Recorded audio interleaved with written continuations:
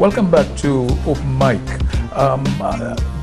Mr. Dominic Fede, you were talking about Alan, but what I really want to, I want you to stress, it is the difference with what people are saying that he was the big spender. I must admit to you that the Red Caps, for example, I used to travel a lot going up and down London, and every time during that period, they used to say to me that was the best time they've ever had as far as the industry is concerned because of the number of flights that were coming in. And they were elated with that to the extent that they even had a big sort of party for Alan. Yeah. But do you think that in theory that he was that big spender that they were talking about? The spending was justified. There were very good investments that were made. When you look at, compare the airlift report pre-2006 to 2011, and you will see that the flights, the money that was spent were justified to expand the destination. And, you know, we're not arriving at record numbers now, today, by accident. These are policies that were implemented by Alan Chasney and the United Workers' Party that is actually working and is bearing fruit now. And in addition to that, the airlines were able to settle down. So now you can renegotiate with them because they now too have confidence in the destination. So it is not a new destination you're bringing an airline to.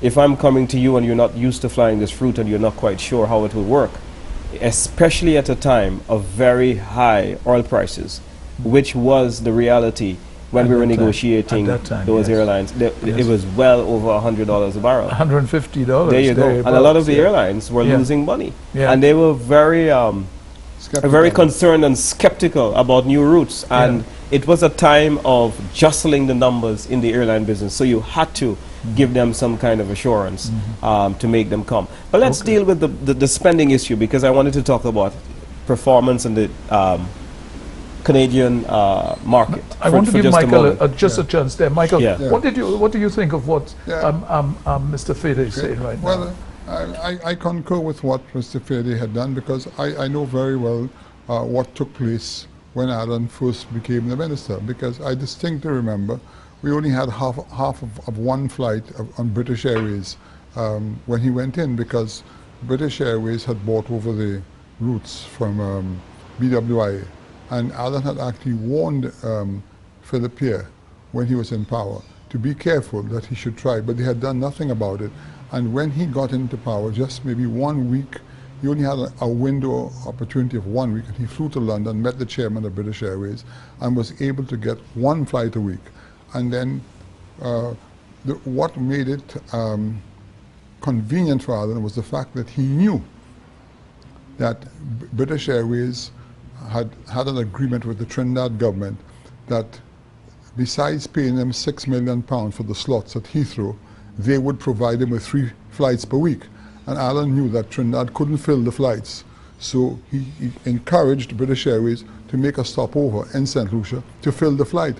And it turned out to be a blessing in disguise, because what happens, you have the flight coming from London, St. Lucia, Port of Spain, St. Lucia, London. And it has helped the Trinidad market plus the British market here. Well, a story that has not been told is that the reason why we didn't feel the brunt of the economic crisis as other Caribbean islands did is because we had a Minister of Tourism in Alan Chasney who understood the tourism sector at the time. And what we did skillfully, and that is the United Workers' Party, is that when we presided over the industry, we diversified the airlift capacity of the island. In the Canadian market, we brought WestJet, Transat, and all of these airlines came. And then Air Canada put more flights. But that resulted in a 100% increase in Canadian arrivals, which moved from 17,500 to well over 35,000. So that is a growth rate of about over 3,500 aggregate. Now, if you check the social economic review, because of WestJet. That is correct. Air Canada was clobbering us with high fares, with high rates. But when they brought in WestJet, and they had to come down. Yes.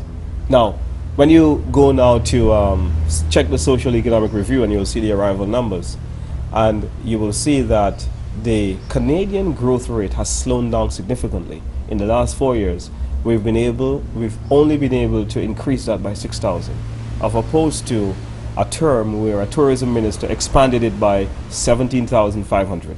So you see the comparative difference. Yes, yes. And that is that steady increase and that steady boom has actually slowed down. 2000, the year 2010. Yeah. Well, the question I really want to ask is, in a sense, is that, and the accusation that is being made as a big spender is that he was paying a particular person a large sum of money for what? Yeah. You know, well, was that justified? Yeah. You see, well, I think it can, because you see, you pay for what you get in life, Dennis.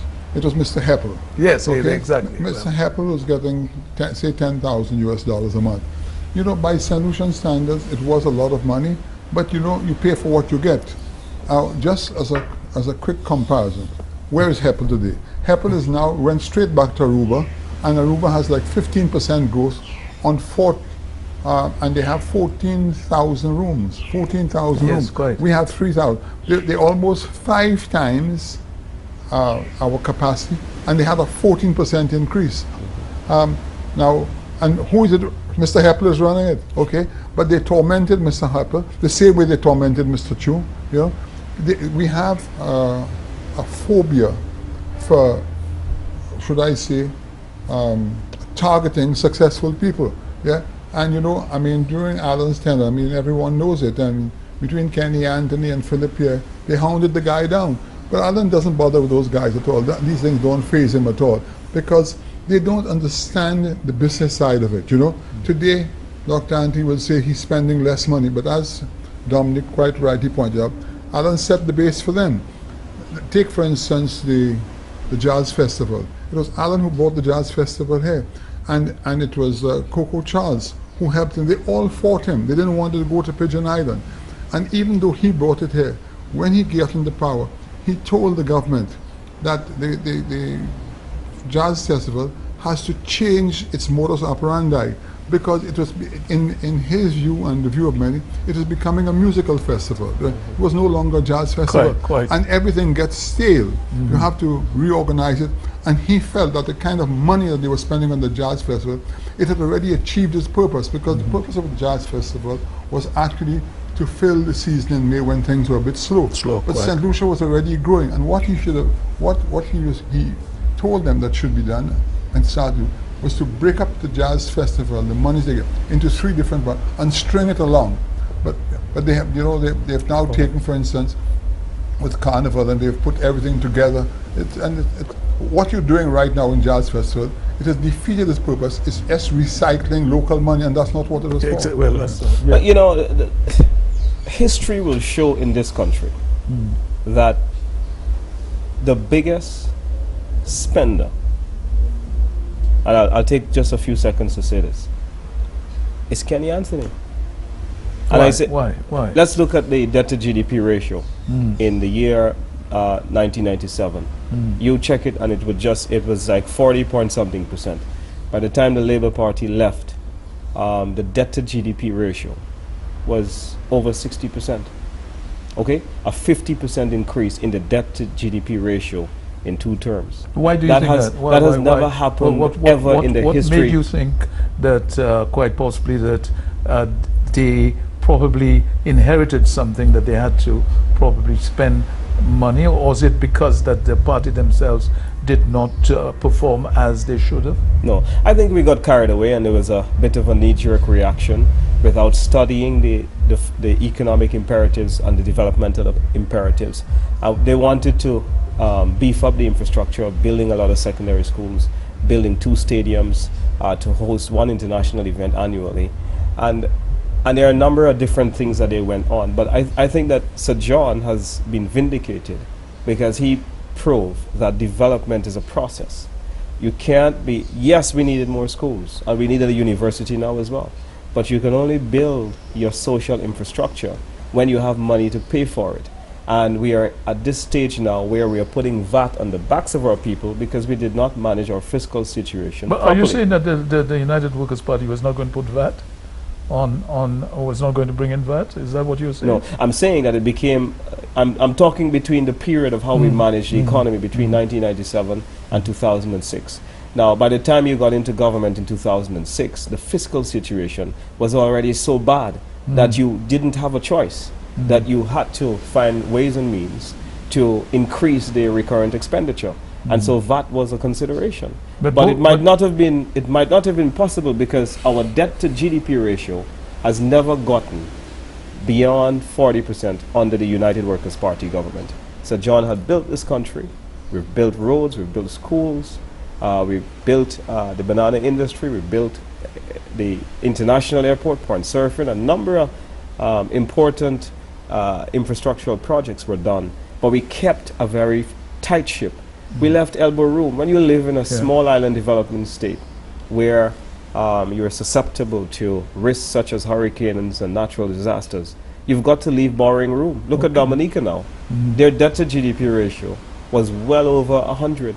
And so because of that, they are not in a position to borrow enough money to develop the country at a pace that they should. Right, hold that there. Yes. Michael, he mentioned something about the airport. Yes. And you know that the United Workers' Party had something in where you were playing that sort of thing, as people and they stopped it. They created a lockbox, okay, when the people were paying $35 US, the tourists to come. Was Alan involved in that? Yes, he was the one. It was his idea. Okay, oh, right. To do that, and they collected $10 or $12 million. And when the Kenny Anthony administration came, Kenny wants to reverse everything Alan. It's a personal vendetta, okay? All right. And he foolishly stopped it, and now he's going to find private partners to come in, when if he had left the money, they would have had the money to do the airport. But what is happening with that 12 million that had been Lord collected? alone knows. Yeah. Now, you see, what has happened really is that the money which was there, it has already gone through the whole routine.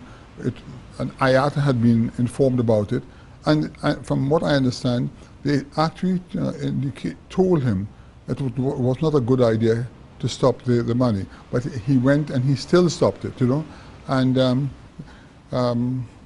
the rest was history. Well, I think it's a good example of how you've got to be responsible. We're going to take a break there. Sure. Hold that, whatever it is. We'll take a break and we'll come back to you.